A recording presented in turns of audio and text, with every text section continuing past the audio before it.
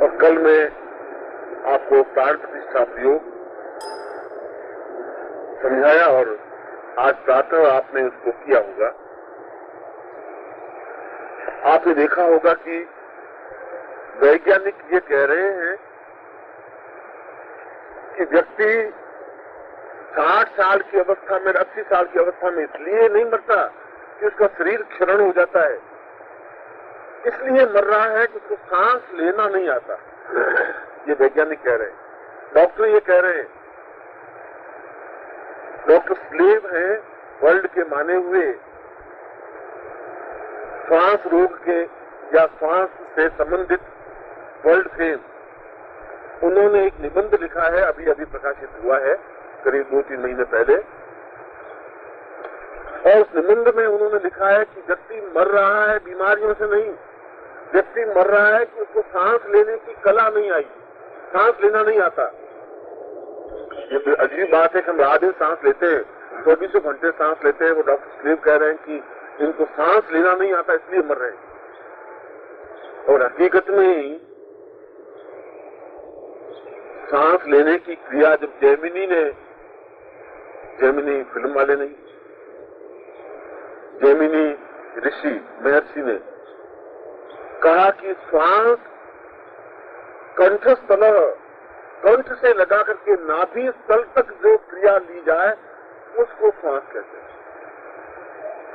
श्वास लेने की क्रिया समझाइए, हमारे शास्त्रों ने भी समझाइए कि श्वास को कंठ से नाभि तक लिया जाए और कंठ से नाभि तक लेने में वो सारा हृदय प्रदेश अपने आप में पूर्ण प्राण वायु से भरा हुआ रहेगा। हम जो सांस ले रहे हैं वह सांस केवल गले तक ले सकते हैं। इसके आगे हम जो नाक से सांस लेते हैं यहाँ तक लेते हैं, यहाँ से वापस निकाल देते हैं। बहुत उछली सांस लेते हैं, बहुत हल्की सांस लेते हैं। इसका प्रमाण ये है कि आप किसी छोटे से बच्चे को, जो 4 महीने का बच्चा है, 6 महीने का बच्चा है, वो लेटा हुआ सांस ले रहा है, आप देखिए जब वो सांस लेता है तो पूरी उसकी नाभि पूरी धड़कती है। सांस लेता है उसके साथ साथ नाभि पूरी धड़कती है उसकी, ऊंची नीचे नाभि होती रहती है, कंप्लीट सर्किल रहती है। और व्यक्ति जब सांस लेता है तो किसी प्रकार के नाभि पर स्पंदन नहीं होता। इसका मतलब ये हुआ कि वह श्वास नाभि तक पहुंचता नहीं है और व्यक्ति उस बालक की नाभि तक श्वास पहुंचता है, इसलिए वो वृद्धि को प्राप्त होता रहता है, ज्यादा पुष्ट होता है, ज्यादा स्वस्थ होता है, ज्यादा निर्भर बनता है, वह श्वास सही लेता है। प्रभु ने श्वास लेने की क्रिया प्रारंभ में सही समझाई है। 2 दिन का बच्चा बिल्कुल पूरी प्रामाणिक सांस लेगा, 4 महीने का बच्चा भी प्रामाणिक सांस लेगा। ज्यों ज्यों उसको समझ आती जाएगी त्यों त्यों सांस लेने की कला भूलता जाएगा। जो उच्च कोटि के महात्मा है, आप कभी उनको लेटे हुए देखिए, उनकी सांस लेंगे तो पूरा उनका हृदय प्रदेश, पूरा नाभि प्रदेश कंप्लीट सर्कलमय रहेगा, नृत्य करता हुआ दिखाई देगा। और कभी आप अपने आप को नींद में लेटे हुए, सोते हुए देखिए, यहाँ से घर घर की आवाज तो आ सकती है आपके, ज्यादा जोश आए तो आगे कुछ नहीं है। और इसलिए सही कह रहे हैं कि हम सांस लेने की कला भूल गए हैं, इसलिए मर रहे हैं। सांस लेने का अर्थ है इतनी गहराई के साथ सांस लीजिए कि वह सांस कंठ प्रदेश से नाभि को टच करे, स्पर्श करे, और वापिस सांस निकले भी बाहर, जब ऊर्ध्व वायु भी निकले, या जिसको आप ऑक्सीजन हाइड्रोजन कहते हैं, कार्बन डाइऑक्साइड, तो कार्बन डाइऑक्साइड भी अंदर से निकले तो नाभि के अंदर का सारा मल भाग होता हुआ बाहर निकले। इसको पूर्ण श्वास कहते हैं। उस पूर्ण श्वास की छोटी सी झलक आपने आज सुबह देखी होगी, इसको सांस लेने की क्रिया कहते हैं। मैंने आपको कुछ समझाया नहीं है, कुछ अद्भुत चीज नहीं समझाई है, केवल सांस लेने का तरीका समझाया है। उस लाभ को वापिस जवाब दिया है कि हमारे शिष्य को सांस लेने की क्रिया आ सकती है, आ रही है। और आप इसको 2 दिन या 3 दिन या 5 दिन घर जाकर के प्रैक्टिस करें और केवल 2 बात माइंड में रखें कि ये सांस लेने के बाद आपका दिन कितना आनंददायक बीतता है, आप उसको अनुभव कर सकते हैं। एक तरोताजगी महसूस होगी, पूरी स्फूर्ति शरीर में रहेगी। ऐसा लगेगा कि पूरे शरीर में कहीं न कहीं कुछ ऊर्जा चेता, कुछ ऐसा लावा की तरह पूरे शरीर में बह रहा है, ऐसा महसूस होगा। एक जिंदगी कुछ मस्ती सी महसूस होगी। अन्यथा तो अब आपका जीवन बस, या मेरा जीवन इस प्रकार का, मैं आपका जब नाम ले रहा हूँ तो आपके साथ मेरा शामिल जुड़ा हुआ है। ये काम करना है कि मतलब कर लिया, अब हमारा क्या है, तो गए चुपते हो गए। हमें मृत्यु का थिंकिंग बढ़ गया है, जीवन का थिंकिंग नहीं रहा। आज व्यक्ति को पूछे, अगर 50 साल के व्यक्ति को पूछे भैया ये तुम्हें अब उर्दू सीखनी है, उसने कहा आप ही पंडित जी अब उर्दू, अब हमारे तो लकड़े मसान गए, अब क्या सीखना है।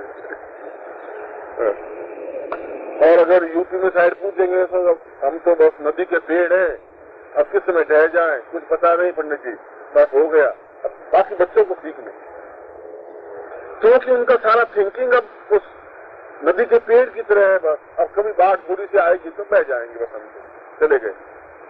उत्साह नहीं रहा है, जीवन के प्रति उमंग नहीं रही है। और इसलिए नहीं रही है कि उनके अंदर का प्रदेश फिरकन युक्त नहीं है, अंदर सांस लेने की क्रिया भी नहीं।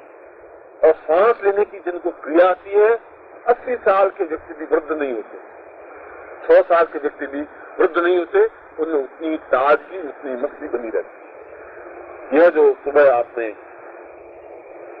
जो सांस लेने की क्रिया की, यह एक प्रारंभिक क्रिया है, यह एक आवश्यक क्रिया है। मगर कल मैंने आपको इस क्रिया को देखा है और उस क्रिया के आधार पर मैंने आपको बिल्कुल सही बताया था कि आप जो कुछ भस्त्रिका कर रहे हैं वो अधूरी और अप्रामाणिक है, स्पष्ट नहीं है। बहुत तेजी से मैंने लेने की बात कही थी, और तेजी से आप इसलिए लेते नहीं है क्योंकि आप संकोची व्यक्ति हैं, अपने आप से संकोच करते हैं, आस पड़ोस से संकोच करते हैं। सांस लेने में संकोच करने की जरूरत नहीं है, उसमें सभ्यता प्रदर्शित करने की जरूरत नहीं है। घर पर आपको नित्य अभ्यास में रखिए, क्योंकि यह प्राण चेतना है। जीवन में अपने आप को स्वस्थ, तरोताजा और साधकमय जीवन बिताने का पहला और महत्वपूर्ण हिस्सा है उस जैमिनी के मत के अनुसार भी, कि जो कंठ से तल तक सांस ले सकता है वो मृत्यु को प्राप्त हो ही नहीं सकता। यदि रोज गहरी सांस लेता है, यदि रोज सुबह उठ करके 6 बजे 5 बजे उठ करके अगर 15-20 बार भी छत पर जाकर के भस्त्रिका कर ले, आप खुद अपना वेट महीने भर बाद देख लीजिए, आपका वेट बढ़ जाएगा, फालतू की चर्बी घट जाएगी, एक बिल्कुल बैलेंस शरीर बन जाएगा। और सबसे बड़ी बात, यदि शरीर में कहीं कुछ विकार है, चर्बी है, पेट बढ़ा हुआ है या शरीर में स्थूलता बढ़ गई है, स्वतः कम होने लग जाएगी, क्योंकि ऑक्सीजन चर्बी को तोड़ता है। मगर होनी चाहिए ऑक्सीजन और जानी चाहिए नाभि तक, दो बातें इसमें जरूरी है। इसलिए प्रातः काल स्वच्छ वायु होगी और आपको और देखेंगे नहीं, अपनी सो रही होगी, बच्चे बेचारे लेटे रहे होंगे, उसमें आप कुछ भी करेंगे तो कुछ आपको तकलीफ नहीं होगी। इसलिए सुबह आप 6 बजे मैं अब महत्वपूर्ण विषय पर आ रहा हूँ। आपको सांस लेने की क्रिया समझाई है, आप इसको करें जरूर। ये केवल यहाँ साधना में जीवन में करके छोड़ने की बात नहीं है, क्योंकि आपको खुद को उस मंत्र को और मंत्र के स्वरूप को और जीवन की चेतना को समझ में आ जाएगी।